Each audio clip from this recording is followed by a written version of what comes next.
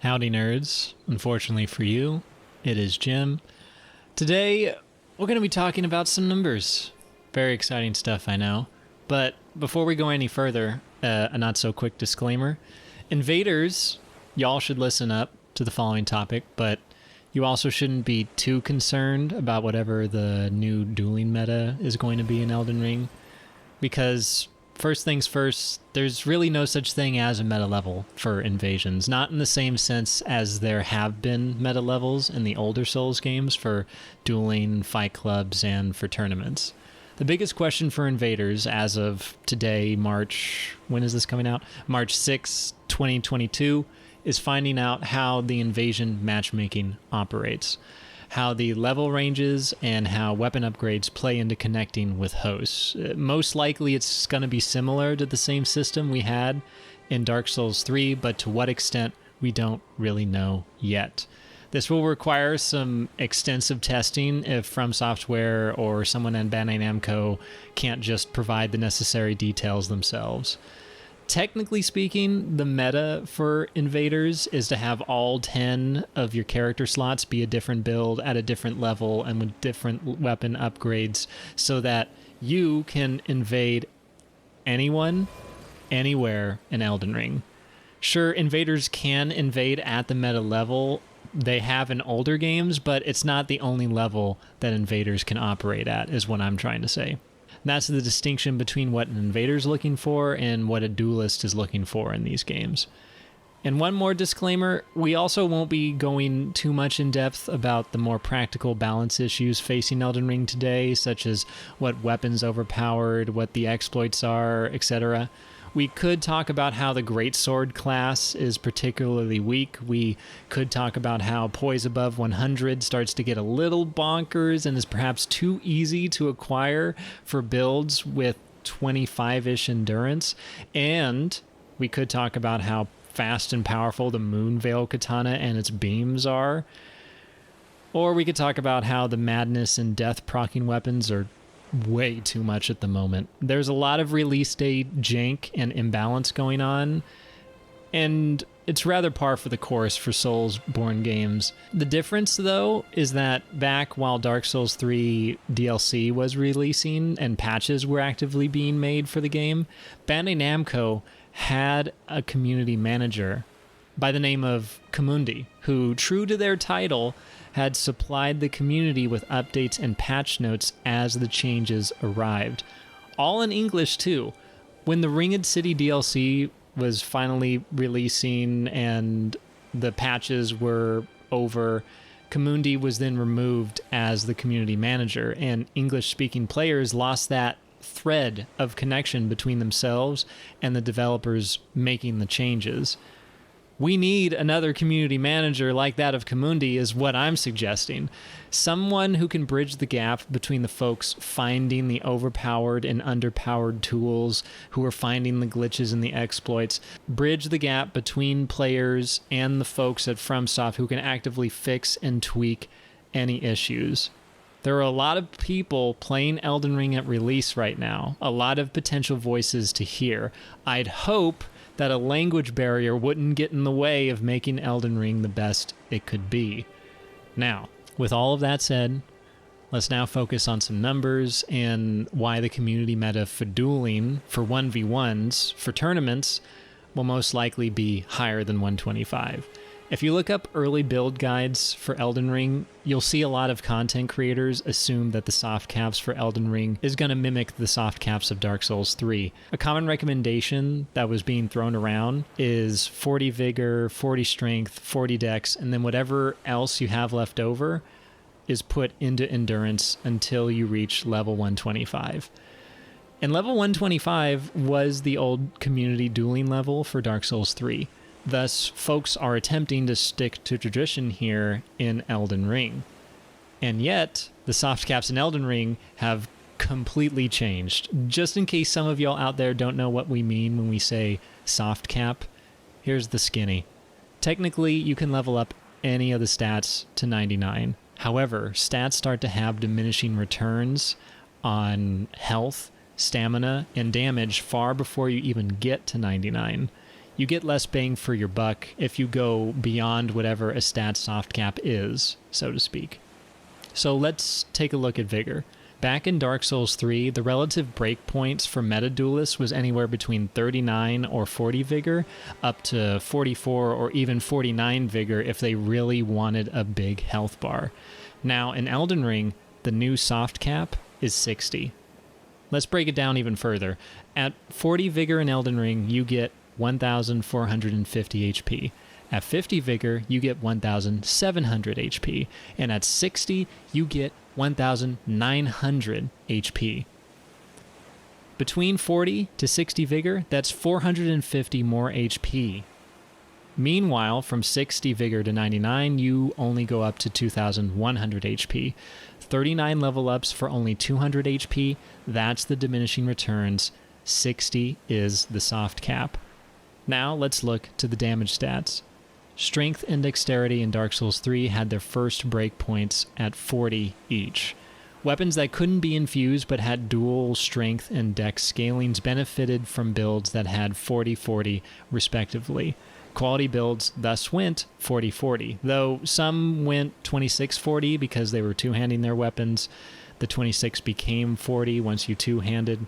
Others went 36-40 because they enjoyed Black Knight weaponry. Regardless of the final product, the ingredients were the same, 40-40 for quality builds.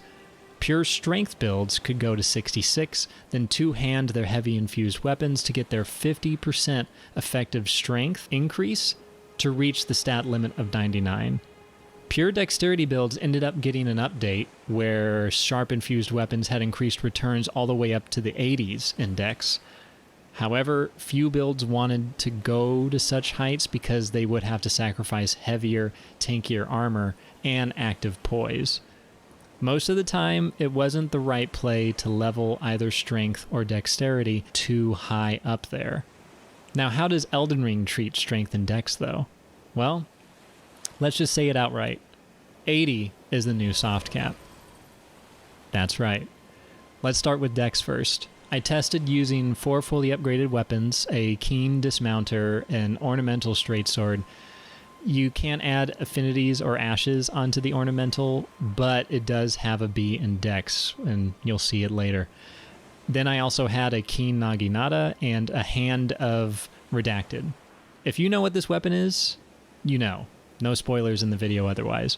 From my findings, all fully upgraded dex-leaning weapons return about 8 points of AR up to 20 dex, then 5 to 4 points of AR up to 50, then 4 to 3 per point up to 80.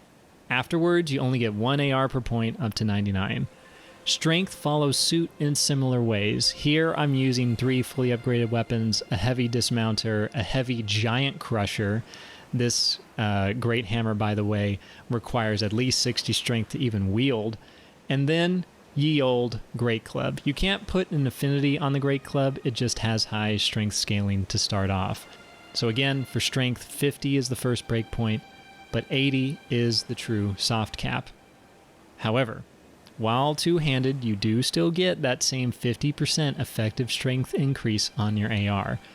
So, on paper, you would only need 54 strength, then you would just two-hand your weapons to reach the soft cap of 80 strength. But here comes a surprise. While you do receive diminishing returns after reaching 54 strength, you get sprouts of 3 AR per point as you increase strength up to 80 while two-handed. Evidently, the limit of 99 strength has its own hidden limit breaker as you're two-handing a weapon. And where are the quality builds in the middle of all this? Since the first breakpoints of strength and dexterity are no longer 40-40, quality builds can expect to raise both stats to at least 50-50 at a bare minimum. What about faith and intelligence? In older Souls games, both had one breakpoint at 40 for melee weapons, then Faith and Int had another breakpoint at 60 for the miracles and sorceries they could cast. And guess what? The seals and staves of Elden Ring received strong scaling all the way up to 80 in each stat. Here's Lusat's Glintstone Staff. This stat has the highest scaling, if not one of the highest intelligence scalings for a staff in the entire game. At 60 int, it has 314 scaling. At 70 int, 364 scaling. At 80 int, 413 scaling. Finally resting at 430 scaling at 99 int. 80 is the soft cap, and this tracks. This is compounded by the fact that this particular staff demands 52 base int to even wield it. Furthermore, there are spells that require beyond 60 int to even cast in the first place. For reference, the highest int that a spell would ask of you is 70. Moving on, we have not even begun to talk about other hybrid builds that utilize faith and intelligence together. Nor have we talked about weapons that have dual damage types. There are weapons that require strength and faith, or dex and int, or quality and arcane. There are affinities in Ashes of War that give bleed or ice or occult damage. There are even spells that require a mixture of faith and arcane together. Before we get too lost in the sauce, let's talk about why soft caps matter and how they're going to change the meta dueling level. Well, probably change it. We need some context first, though. So let's talk some Souls history. When I talk about meta tradition, I think of the tradition that was started in Demon Souls back on the PlayStation 3. This was a community that was a lot smaller of what the Elden Ring community could potentially grow into today. And they're the ones that started the trend of 120, 125. Their meta level ended up at 120 and 125, but for a variety of reasons. I consulted with a player who was there playing Demon Souls back during those days and was involved with the dueling crowd, you can call it. And he described the mentality behind the meta level they formed with the following logic. Optimized strength or dex builds would be able to stop leveling at about 118. They would be able to get the soft cap in HP, soft cap in one of the damage stats, and then pump the rest into stamina. If the players dropped the meta level lower, say to 100, builds would be inclined to remove a huge chunk of their stamina, and less stamina would encourage more passive play, and I'm sure a fair number of folks out there have their own experience with passive play in Souls PvP. Or the players could have chosen to give up their damage stat, causing a fair number of builds to become health gouges as a result. You could imagine what this would do to build diversity. Or finally, players could give up health and risk dying a lot easier. In a series where if one of the two duelists fighting die, the downtime between fights usually involves 2 loading screens or at least a minute or 2 of waiting for just one more fight, I'd completely understand why folks might not want to give up their health points in these games. More on health in a bit, actually.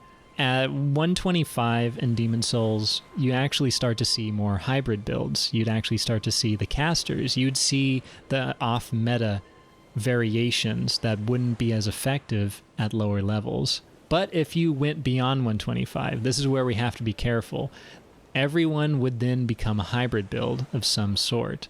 See, somewhere in the numbers, somewhere in the spaghetti code of the From Software games, there is a way to have as large of a diversity of builds and play styles as the game could allow, while still maintaining a level playing field between all those builds. This is where the soft caps of Elden Ring come in. If we use Mugen Monkey to preview our builds, we can see the writing on the wall, clear as day.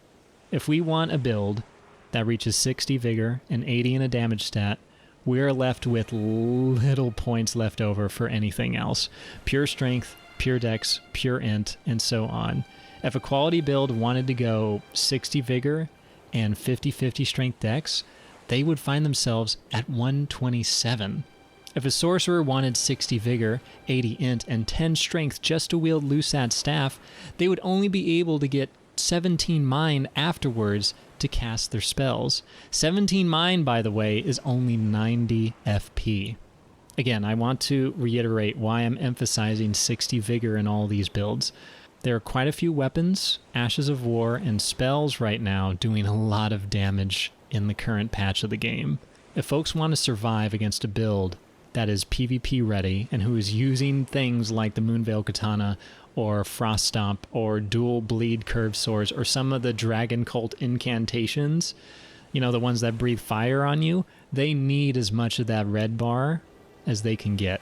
Vigor is so important in Elden Ring, at least as of March 6, 2022. FromSoft could very well balance and tweak a lot of the damage breakpoints of the game, or they very well won't. So I'm merely telling y'all that you need to learn how to dance in the rain, because the storm is here. And this should go without saying, but if duelists and tourney organizers want to uphold that older tradition of giving players the levels necessary to reach the soft caps of their health in at least one damage stat, then it turns out that level 125 is completely starved for stats. This also says nothing about how hybrid builds could even operate in this environment. Granted, certain hybrid builds like Dex Int will more than likely get carried by the likes of Moonveil for the time being until that gets nerfed in some significant way, but I hope you understand what I'm trying to say here. 125 seems like the absolute bare minimum for what would be recognizable as a meta dueling level. With all this in mind, folks are probably thinking, well, where will the meta be now? And I don't have an answer for that. There are bigger Souls mathematicians than I, there are bigger PvP philosophers than I, and there are bigger sweat-infused slugs out there that are probably already thinking of a proper level to congregate toward. But right now, I don't have anything truly concrete, at least now in the first month of Elden Ring before any of the really big patches come in. I estimate that 135 or 140 might just be right. Those 10 or 15 extra levels could be the ticket for pure strength and dex builds to have more stamina and equip load, for casters to have more FP or melee options, for hybrid builds to have some breathing room as well.